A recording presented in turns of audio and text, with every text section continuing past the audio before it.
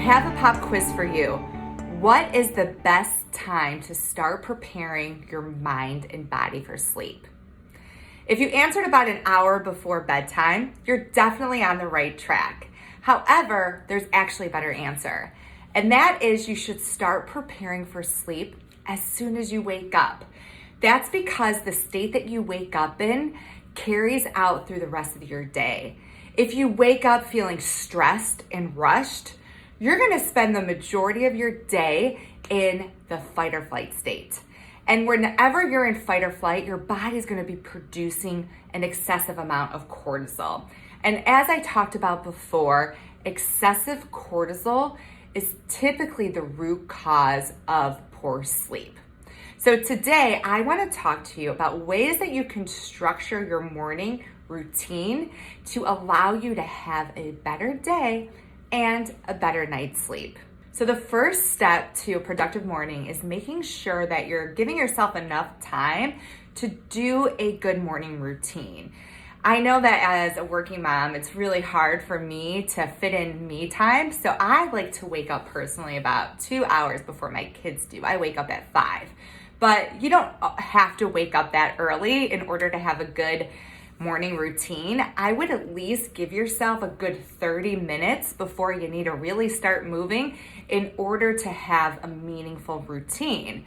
So once you figure out what time you want to wake up, make sure that you wake up at that time every day, even on the weekends. You can sleep in a little bit on the weekends, but I would advise waking up within a half-hour range. That's because if you sleep in on the weekends, what happens, or even during the week, what happens is it can shift your circadian rhythm. So your cortisol starts flowing later, your melatonin starts flowing later, and then it can make it hard to fall asleep the next night. So make sure to keep a consistent schedule. The next thing you want to make sure that you don't do is hit the snooze bar. That's because when you hit snooze and fall back to sleep, it restarts a sleep cycle. And a sleep cycle is anywhere from an hour to 2 hours, usually somewhere around 90 minutes. And so if you hit snooze and your snooze is only 10 minutes, you're not giving yourself enough time to complete a sleep cycle. And as a result, you're gonna wake up and feel groggy. You're gonna have what we call sleep inertia, where your body wants to sleep more, but it can't because of the alarm.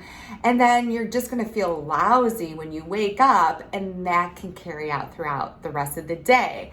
So do yourself a favor, and if you're someone who loves to hit snooze, what I would recommend doing is putting your alarm across the room. That way you have to get out of bed in order to hit snooze. And once you're out of bed, then you're gonna have a greater chance of thinking twice about hitting that snooze bar.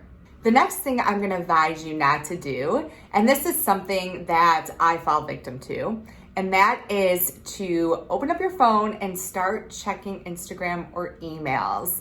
That's because, as we know, our phones are highly addictive. They're designed to be addictive.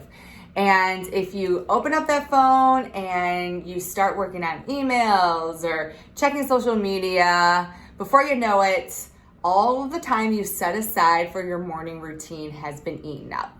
I know that I tend to do that on the weekends and always regret it. So do yourself a favor and tell yourself that you're not gonna open up your phone until your morning routine is finished.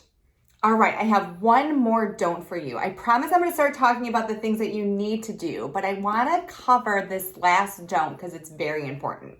And that is, I don't want you to drink coffee until it's been at least 90 minutes after you woke up. Now, I know it sounds really crazy, but I have a good reason for that. That is because when you wake up, your cortisol levels naturally start to rise, and that should give you a good burst of energy. By drinking coffee right away, all it does is it sends a jolt to your adrenal glands. And most of my clients have some sluggish adrenal activity because they're typically chronically stressed and their poor adrenals have been overworked, and as a result, they have a dysfunctional cortisol pattern, or maybe even their body produces too little cortisol, which is just as bad as too much. So do your adrenals a favor and drink a coffee replacement instead. And my favorite coffee alternative is mud water. That's because it contains ingredients that are going to give you a nice natural boost of energy and are good for you, like cinnamon, which helps to balance your blood sugar, turmeric, which is anti-inflammatory, and adaptogens that help you to manage stress better, such as lion's mane and reishi mushroom. And it tastes like a chai latte. I drink it every morning, but I still drink coffee too. I just wait the 90 minutes because that's when your cortisol starts to take a nosedive and you're gonna need a little bit of boost. So now let's get to the good stuff, the do's. One thing I want you to do when you wake up in the morning is to drink a glass of water. You could do that either before or after drinking your coffee alternative. If you want to drink a coffee alternative, you don't have to. But the reason why I want you to drink a glass of water is because we typically wake up dehydrated. We lose a good 2 liters of water throughout the night through respiration alone. And whenever we're dehydrated, that sends a signal to our body that there's danger. And it's gonna activate the fight or flight reflex, which we want to avoid as much as possible throughout the day. All right, so my next do is to eat a healthy breakfast. Now, I know that there's a lot of research promoting intermittent fasting, and I'm sure it's good for the average person who gets a good night's sleep. However, if you're someone who struggles with sleep, I highly recommend eating breakfast. That's because it's going to help to regulate your blood sugar. Most of my sleep clients have blood sugar issues. And the reason why blood sugar issues lead to poor sleep is because whenever our blood sugar bottoms out, our body releases cortisol to bring it back up. So start your day with a healthy breakfast that's balanced. You want it to contain healthy fats, protein, and carbohydrates so that you have a nice level of blood sugar.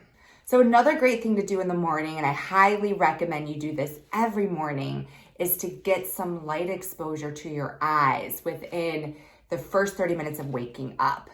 The reason why is because getting light in your eyes, and natural light is best if possible, it's gonna tell your body it's morning. And what's gonna happen is your body's gonna have a nice release of cortisol, not a big surge of cortisol like you would get if you drank coffee, but a nice gradual release of cortisol so that you can get a nice boost of energy. And then that is going to also support a decline of cortisol the rest of the day so that your cortisol levels could be nice and low at night. So for the rest of your morning routine, you can choose your own adventure. I like to change it up on a daily basis depending on what I need that day and how much time I have. Some days I'll exercise if I know I don't have time later in the day. I highly recommend exercising if you're a night owl and have a hard time getting moving in the morning, because again, that's gonna give you a healthy dose of cortisol, actually a good little dose of cortisol. Other things that you can do would be to meditate, do some breath work if you're feeling extremely stressed out and need to center yourself. Also, journaling is a good activity, especially if you have a lot on your mind that you want to get out on paper. I also like to spend my morning learning something. I'll either do an online course or read a personal development book. You can change it up just depending on what you need. It's actually the best part of the morning routine is having some time to yourself to start your day on a good, productive, and positive note. So I hope that this video has inspired you to wake up a little bit early and have a peaceful and productive morning routine. That way you have a less stressful day and a better night's sleep. If you're still struggling with your sleep despite of your morning routine, please reach out. I offer one-on-one consultations, and it all starts with a discovery call so I can learn a little bit more about your sleep habits, what you've tried in the past, what hasn't worked, and explain to you how I can help you achieve your sleep goals. If you're interested in setting up that discovery call, just head to my website, Kelly Murray Adult Sleep.